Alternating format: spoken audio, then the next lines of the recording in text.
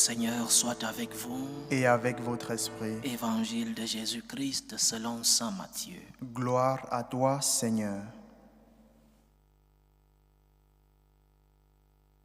En ce temps-là, Jésus disait à ses disciples, « Méfiez-vous des faux prophètes qui viennent à vous déguisés en brebis, alors qu'au-dedans, ce sont des loups voraces. C'est à leurs fruits que vous les reconnaîtrez. Va-t-on cueillir du raisin sur des épines ou des figues sur des chardons? C'est ainsi que tout arbre bon donne de beaux fruits et que l'arbre qui pourrit donne des fruits mauvais. Un arbre bon ne peut pas donner des fruits mauvais, ni un arbre qui pourrit donner de beaux fruits. Tout arbre qui ne donne pas de beaux fruits est coupé et jeté au feu. Donc, c'est à leurs fruits que vous les reconnaîtrez. » Acclamons la parole de Dieu. Louange à toi, Seigneur Jésus. Il y a un certain courant entre les laïcs catholiques, ce courant qui classifie les prêtres en deux classes. Il y a les prêtres, les bons prêtres, les prêtres aimables, les prêtres miséricordieux, les prêtres qui aiment les gens, disent-ils. Et ces prêtres-là, ce sont des prêtres qui disent que tu peux faire tout ce que tu veux. Ceci n'est pas un péché. Fais ce dont tu as envie. Pas de limite. Ce sont les bons prêtres. Les prêtres qui te disent ce que tu vas entendre, ce qui est agréable à l'oreille, ce qui est politiquement correct.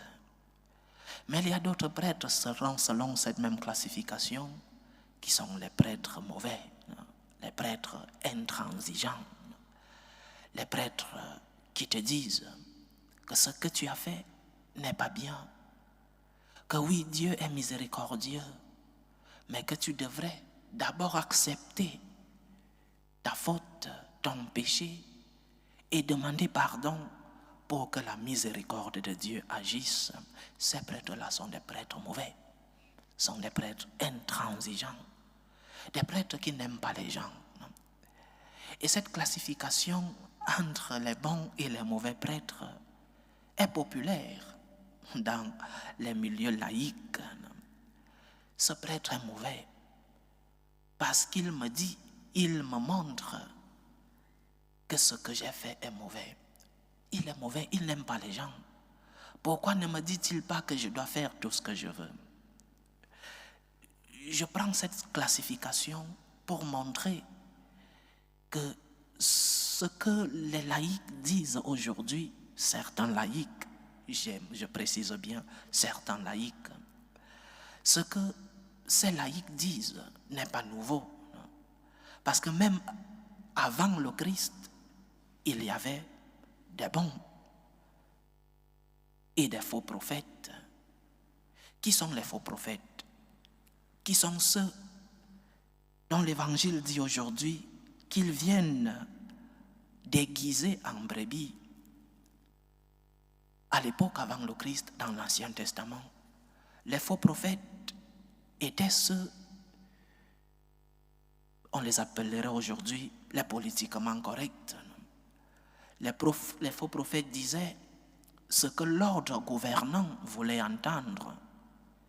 Ils ne parlaient pas au nom de Dieu, ils ne corrigeaient pas les fautes du peuple, ils n'avertissaient pas du risque d'adorer d'autres dieux ou des péchés contre l'un des 10 commandements.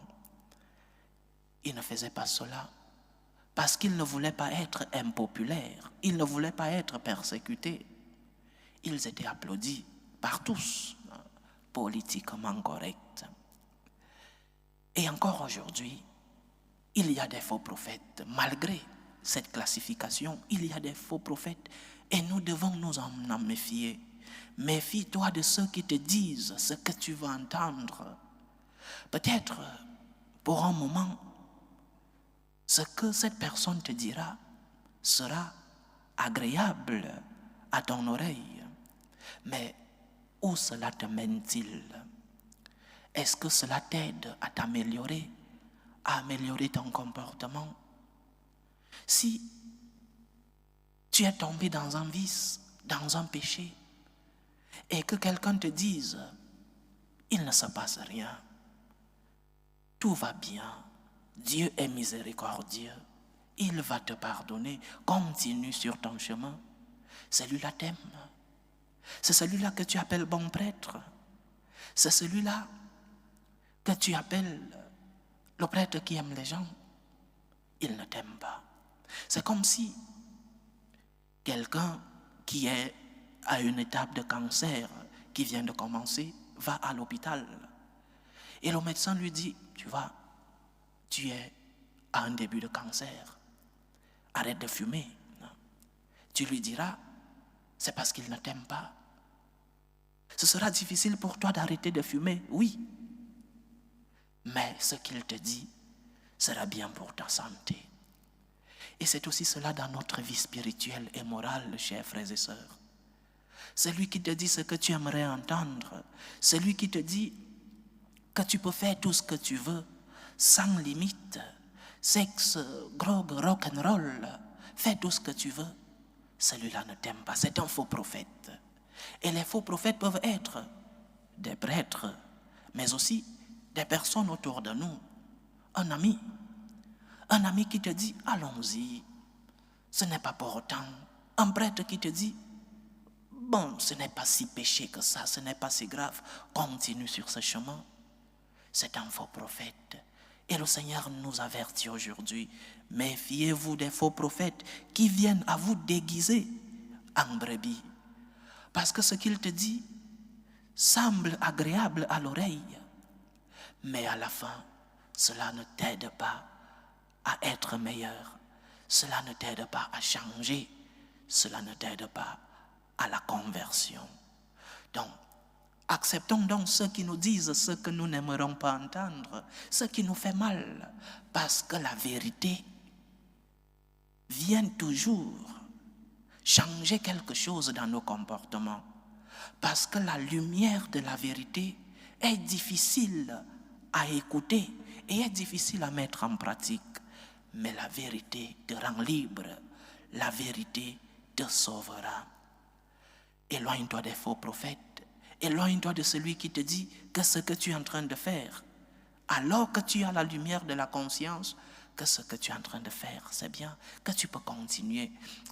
Voyons-nous, lorsque le Seigneur est face à cette femme pécheresse qu'on voulait lapider, il dit à la femme, il dit d'abord à ceux qui voulaient la lapider, que celui qui est parfait lui jette la première pierre.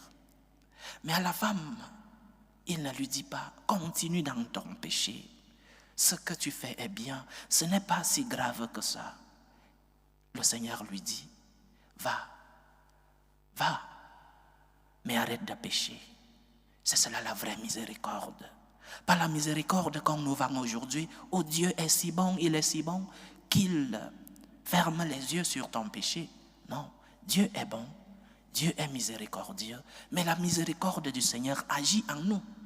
Lorsque nous avons un cœur plein de douleur, comme dit le psaume, lorsque nous avons un cœur contrit, lorsque nous voulons nous repentir et nous demandons pardon à Dieu, là, la miséricorde du Seigneur agit. La miséricorde du Seigneur n'est pas la miséricorde de ce grand-père face à ses petits-fils où tout ce qu'ils font est accepté. La miséricorde de Dieu agit lorsque nous sommes conscients que nous sommes tombés et que nous voulons changer, que nous voulons nous améliorer, que nous voulons aller à la rencontre du Seigneur. Et Dieu, oui, nous pardonne, nous dit, va, mais ne pêche plus. Que le Seigneur nous aide donc à savoir distinguer le bon du mauvais prophète, le bon du mauvais conseil, le bon de la mauvaise prédication. Que le Seigneur nous aide à savoir distinguer les paroles qui, parfois, résonnent bien dans nos oreilles, mais qui ne sont pas la voix du Seigneur. Et que le Seigneur nous aide à avoir de bons pasteurs qui guident son peuple vers le salut. Envoie-nous, Seigneur, des prophètes selon ton cœur. Envoie-nous, Seigneur, des prophètes selon ta vérité. Envoie-nous, Seigneur, des conseillers qui, malgré la dureté de la vérité, des conseillers qui nous amènent au salut. Demandons au Seigneur des pasteurs fidèles au message du Seigneur. Loué soit Jésus-Christ. À jamais.